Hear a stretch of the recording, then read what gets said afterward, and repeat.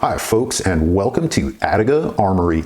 Today we're diving deep into what might be one of the most talked about new budget thermal rifle scopes on the market, the Goyojo GRS225RF.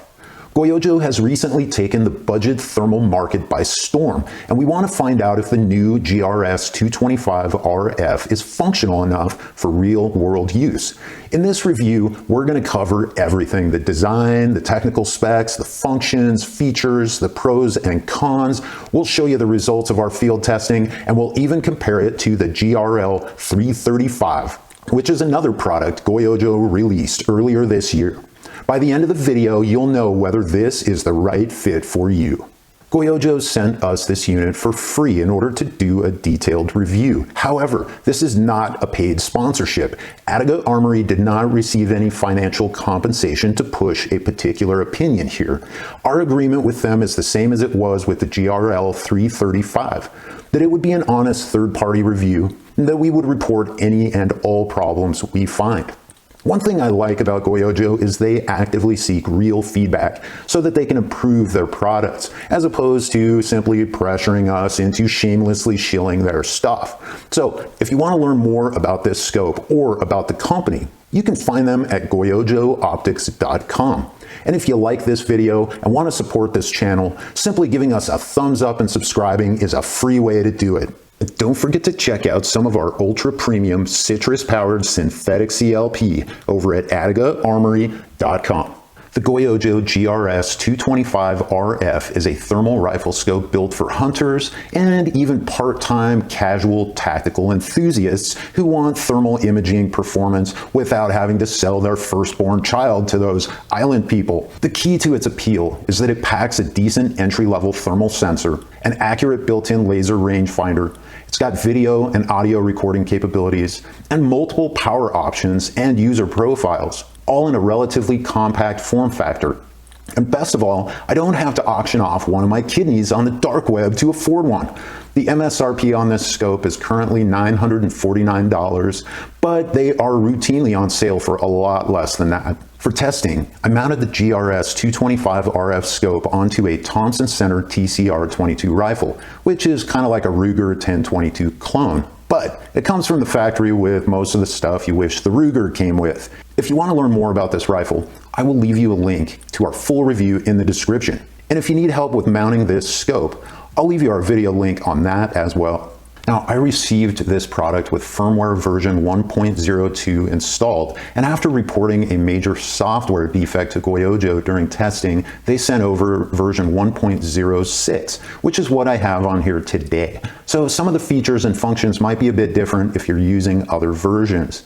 Now let's break down the heart of this scope: its tech specs, features, and what makes the GRS225RF tick. First off, the thermal sensor. It's got a resolution of 256 by 192. This is an entry-level thermal scope resolution, but it is usable within some constraints, which we'll get to a little later. The pixel size is 12 microns, and it uses a vanadium oxide uncooled focal plane array. 12 microns is on par with much higher-end scopes. The refresh rate is 50 Hz, so you're going to get smooth image updates even on fast-moving targets. This too is on par with much higher-end scopes. The video signal chain incorporates a real-time image enhancement algorithm that's similar to the resolution upscaling used by some AI platforms. Image quality is definitely much better than I expected for a 256 by 192. Bear in mind that the footage you are seeing on this video gets compressed at least 3 times before it makes it to your screen. Once by the scope video codec, again by my desktop video editing program, and lastly by the video platform that it gets uploaded to. So the uncompressed quality in the viewfinder is much better than what you're seeing here. Now let's talk about the optics and the magnification. The objective lens is 25 millimeters, and it's got a 3.5 times base magnification on the optical zoom. The digital zoom goes from 1x to 2x, 4x, and 8x max.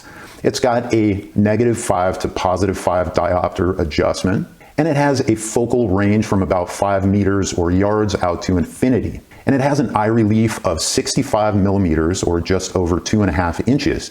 This is not enough for Magnum rifles, It's certainly okay for something like a 5.56 NATO or a 6.8 SPC. These are intermediate cartridges, maybe even a 308 Winchester with a heavy enough rifle if you're able to manage recoil well. But this eye relief is absolutely perfect for a rimfire. Now let's talk about detection and ranging. The claimed detection range is 1,300 meters for a man-sized target.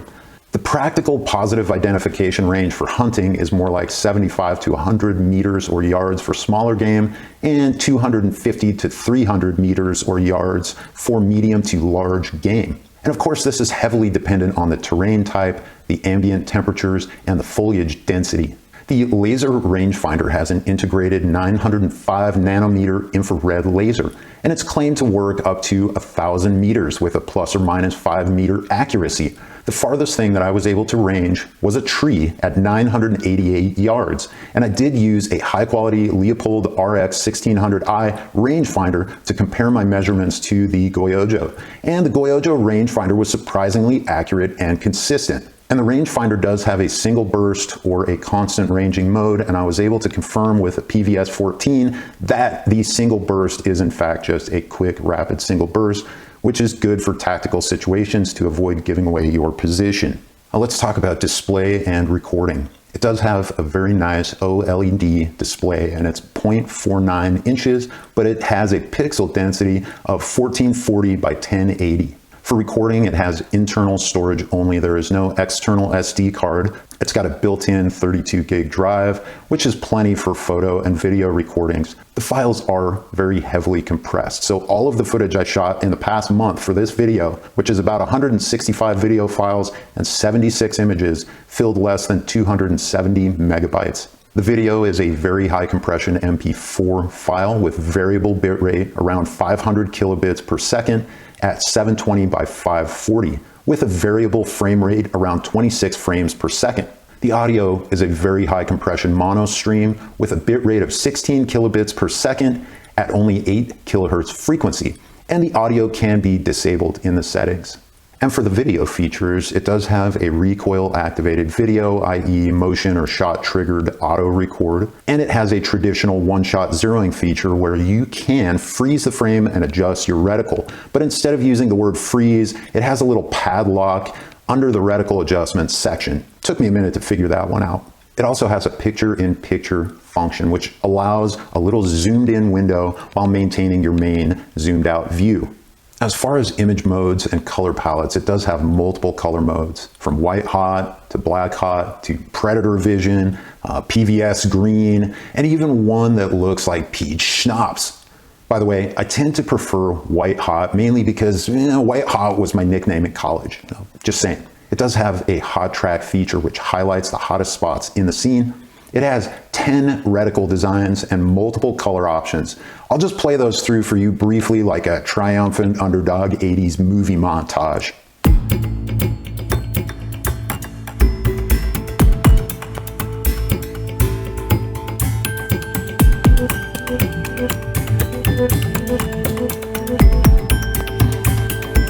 As far as power options here, you've got an internal battery, which is an 18650 lithium at 3,700 milliamp hours. It's got a claimed operating runtime of 7 to 9 hours according to Goyojo, but realistically the runtime that I experienced was more like 5 to 7 hours.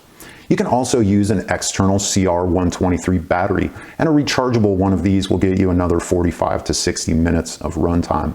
Charging is done via a 5-volt 2-amp USB-C input, and it is capable of running on USB bus power, meaning that you can use external battery packs. Let's talk about the physical build for a moment. The first major thing you will notice about the Goyojo GRS225RF is that it has a giant knob on its midsection. And when you twist on its giant knob, amazing things start to happen. No, it's not some forbidden pleasure center your 8th grade health teacher told you about. This controls the all-new circular navigation menu. It also has nice, big, easy-to-use buttons for power, zoom, color palettes, picture-in-picture, and media recording. The dimensions are about 11.5 inches long without the eye cup and about 2.5 high by 2.5 wide. It uses standard 30mm scope rings, and these aluminum rings are included. The height is about 20 millimeters or 0.79 inches from the top of the rail to the scope saddle, which is where the bottom of the scope rests. The scope does have a very narrow mounting surface, which is about 1 inch long. The body is an aluminum magnesium alloy, and it appears to be anodized as opposed to being painted. It is IP67 water resistant, but it is not waterproof. Now, the stated operating temperature is 25 below Fahrenheit up to 125 Fahrenheit, and the storage temperature is claimed to be 40 below Fahrenheit up to 140 Fahrenheit. Now, I'm not entirely sure about this. I didn't get a chance to test it in those kinds of cold temperatures, but it's my understanding that you have to have a very specialized type of lithium battery in order to function at 25 below. And so I'm not really sure whether this has that type of battery. That would be a very expensive premium, like aerospace grade battery. As far as connectivity and extras are concerned, it does have onboard Wi-Fi with proprietary mobile apps for iOS and Android. It also has Bluetooth built in. It has a built-in ballistic calculator with an on-screen drop compensated POI marker, but there were some issues with that I'll get to a little bit later. It does have defective pixel correction, and it's got multi-rifle profiles, so you can set this up for different platforms. It's got a built-in compass and gyroscope for horizontal and vertical angle readings, but that too had some issues that I'll cover later in the pros and cons. And here's what's included in the box. You get the scope, you get the 30 millimeter scope rings and mounting hardware, you get a full color manual, comes with a single CR123 non-rechargeable battery, and a USB-A to USB-C cable. All right, let's cover pros and cons. We'll start with the pros. The image quality exceeded my expectations for the paltry 256 by 192 sensor. At 75 to 100 meters or yards, I could easily tell the difference between a rabbit that I may want to hunt versus one of our kitties, who are the other dominant apex super mega alpha predators on our property. I almost got a video of our kitty taking a bird for breakfast on the front lawn, but it happened so fast that it was over by the time the scope booted up. By the way, watching a skilled cat hunt a bird is one of nature's most amazing spectacles of athleticism, period. Way better than watching grown men play with balls. In some ways, it actually looks better and more crisp than the GRL 335, even though the 335 has a higher resolution sensor. However, the 335 seems to do a little bit better in high ambient temperatures. I could even clearly see a jet airliner flying at night at what appeared to be close to cruising altitude. I mean, that thing was way up there. The rangefinder was surprisingly accurate and consistent, even on non-reflective surfaces like pine trees. I could easily range out to 700 meters or yards, and I even got one reading out to 988 yards, though it does kind of struggle at that range. I really appreciate the multiple power options with internal and removable batteries, as well as USB bus power. I like the dual battery indicators with low and critical warning colors. And I really appreciate the way they did the picture-in-picture window in this unit compared to the 335, because the 335 was hogging up so much screen space that it was like the close talker guy on Seinfeld. Now, the PMP reticle is just a simple red dot, but it does seem to match the exact spot where your main reticle is aiming. I like that they used a flip-open attached lens cap instead of that removable camera-style lens cover like the GRL 335. The materials and the workmanship, as well as the fit and finish, are really very good. The machining work is super clean. The unit feels thick and robust. Just remember, it's not always effeminate to be attracted to units that are thick and robust, so don't judge. Speaking of that, the big knob has kind of grown on me, no pun intended. And while it could use some user interface refinement, I like the concept of the circular menu. I also like the 905 nanometer range-finding laser, which is really a good choice for long-range detection. Like any laser, it is an eye hazard though, so don't point it directly at the head or face of living things. I also appreciate them putting the screen overlays, such as the reticle and the UI elements, right into the video footage. It records exactly what you see. I also like the fact that when you turn off the Wi-Fi and the Bluetooth radios, they seem to actually turn off. At the very least, it does not appear to transmit or produce any radio frequency signals when these are off. Whether it can still receive unwanted signals from some unknown source is yet to be determined. Things like this always make me think about those magic pagers back in 2024, and I wonder how many of those nasty little surprises might be floating around out there. I guess time will tell. And lastly, I appreciate the fact that Goyojo is actively seeking honest feedback and working diligently to improve their products. They are working hard to become a serious contender in a very tough market niche, and these efforts show in my interactions with them. Now let's talk about the cons. I'll go with the major issues first. Now initially when I first got this with version 1.02, there was a serious software defect that caused your reticle zeroing settings to get reset to 0 and 0 on the XY axis as soon as you zoomed in. So basically it made the zoom unusable. Now they did fix that in version 1.06 and they did that lickety split within a few days. So I do appreciate that, and thumbs up to Goyojo for fixing that problem. Another major issue that I had with it is kind of similar to the 335 in that the mill hash reticle, which is mill reticle type 4, still has serious math deficiencies. It really just does not correspond to true and accurate mills at any zoom level. At the base 1x, 2x, and 4x magnifications, it's missing hash marks in the middle areas, and it doesn't even start showing minor hash marks until probably 3 mils down. At 8x max zoom, it only gives you one single hash, and it looks like it's probably about 2.25 to 2.5 mils down. The bottom line is, the mill reticle is like an old guy without his little blue pills. It only gets halfway there at best. And the same thing goes with the bullet drop compensating reticle, which is BDC reticle type 7. This reticle type is supposed to represent specific ballistic drop patterns for specific cartridges, and the drop hashes are supposed to represent POI marks at various ranges. They should increase spacing at longer ranges to represent the increasingly greater drop acceleration the further out you go. But these are all evenly spaced at equal intervals, so they have no real value in showing ballistic curvature. Perhaps if they make the reticle hashes dynamic and correspond to the custom ballistic calculator point of impacts out to maybe 500 meters, that would make it very useful. But that would require powerful coding skills and strong knowledge of the ballistic math, which might be a tall order at this price point. Next up, the ballistic assist calculator just simply does not provide an accurate point of impact. There are some major math deficiencies. At 400 plus meters, it only showed 5 mils worth of drop for a 22 long rifle ballistic profile. At that range, the 22 long rifle bullet will drop upwards of 7 meters or almost 19 mils. So this is a cool feature to have, but it's currently about as functional as our justice system. It's also missing date and time settings in the onboard menu.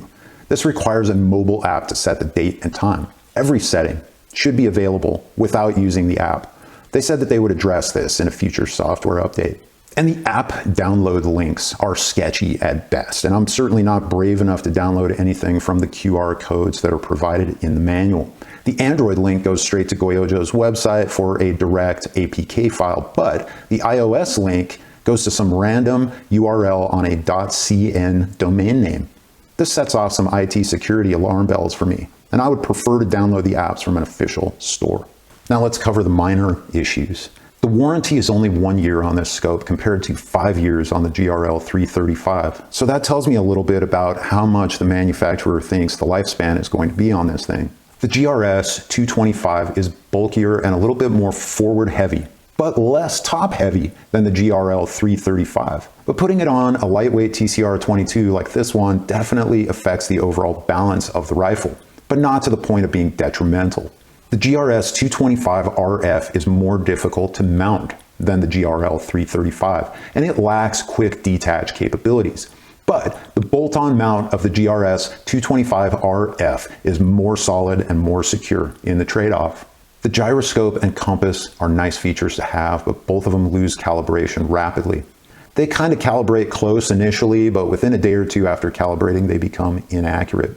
And the gyroscope calibration requires that you place the scope face down on a flat surface, which is difficult when it's mounted to a rifle.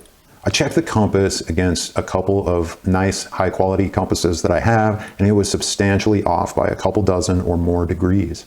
There are rare but occasional auto shut-off issues in which it doesn't automatically shut off, and at times the power off slider can just put it to sleep even if you actually pass the red marker for a full power off. There's another rare but occasional issue when booting with the lens cap on that causes the screen to stay totally black, and it won't get going again, even if you open up that lens cap, and it requires a reboot.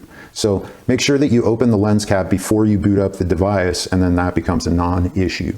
There are some inconsistent and erratic auto nuke functions. Now, the auto nuke is when basically the thermal sensor refreshes itself. Sometimes it goes a little too fast, other times a little too slow. Sometimes it stops auto nuking entirely. So it really should auto nuke maybe like once per minute max. You can turn off the auto nuke and do it manually, certainly by pushing these back two buttons, but they need to do a little bit of work on the auto nuke. And there is a distance estimate feature in the functions menu that is really not helpful or accurate at all. Since the scope has a laser rangefinder built in, this feature is really kind of redundant and it can be removed entirely. I noticed that it does kind of struggle in warm environments as well. I could barely see my dog in the field under the midday sun when the air temps were only in the mid-70s Fahrenheit. And the ground was pretty warm with the sun shining on it, so it may really struggle in the summer when things get hot. Also, the battery life was really not at the 7 to 9 hours claimed. You might be able to get 7 to 9 hours if you're not doing any video recording, you're not tinkering around much with menus, and you've got your screen brightness down to like 10%. But in practical use, I was probably getting more like 5 to 7 hours, especially when doing a lot of recording. Bear in mind that this does have some limitations compared to higher end units as far as being used in dense fog. I did have a chance to test this on some really foggy mornings, and you're definitely not going to be able to pick up much beyond about 100 meters or yards. Also notice that the hotspot tracking is too sensitive, and it's picking up on trees at night while my dog was actually on the screen. They really need to raise the temperature threshold on that feature. And the image, audio, and video compression is just too heavy. It causes a lot of distortion and artifacts in those files. I would raise the compression settings for better media quality. That said, it's probably still good enough to make some cool videos to remember what you did. Overall, I really like the new navigation knob and the circular menus. They just need to arrange the menu items together into more logical groups and make all the page navigation functions more consistent. For example, long pressing on the menu OK button in some menu pages will navigate you back to the previous page, but in other pages, it does not navigate you back. Another example is that the Wi-Fi and the Bluetooth settings are in completely different menus. They really should be right next to each other. And ideally, the latest firmware updates should be published on the website of the product pages with instructions on how to flash the firmware for each product. You currently have to email them to request it. Despite all of those issues, there is some good news. Goyojo has been actively working with us to gather feedback as we discover issues so they can get a head start on the software updates. The bad news is that I don't think using YouTube reviewers as beta testers is a sound business strategy. Perhaps they can get some beta testers involved before the product launches and ships as a separate deal. These kinds of things tend to leave reputational stains on the internet long after these issues get resolved. That said, I'm trying to be the best beta tester possible so that you, the person actually paying money for this, doesn't have to beta test it. Also, I think they would benefit from keeping things simple. Focus on the core set of critical functionality and refine it to function flawlessly. This will help Goyojo to avoid falling into the same trap as the auto and the motorcycle industry by trying to cram too much tech into a single product. This results in hypercomplexity and reduced reliability. I would prefer less features with less bells and whistles, but having all of them functioning as intended. At the end of the day, reliability is by far the most critical and important thing to me when it comes to anything related to firearms. So the bottom line is that I think Goyojo has a great hardware foundation to work with here, but they have some work to do to get the software bugs ironed out. As it stands right now, the scope is certainly functional and capable within 100 yards or meters for a .22 long rifle rimfire, and maybe 300 yards or meters for centerfire rifles. If you can live with some of the deficiencies, including the lack of long-range capable reticles, there's still a lot that you can do with this scope. But if your expectation is that all of the advertised features work as advertised, you might want to hold off and see how they do with the software updates. If Goyojo can at least get the major issues fixed, the GRS225RF has the potential to bring some serious big budget features for about the cost of a cart full of groceries from Costco. And that is no small feat considering the cost and complexity of making something like this. I think even the premium thermal companies like Pulsar may start getting nervous about how they're going to be able to compete in the mass market when they are 4 to 8 times more expensive. And that about wraps it up, folks. I hope you found this helpful and entertaining. Thanks for visiting today, and we'll see you again next time at Adiga Armory.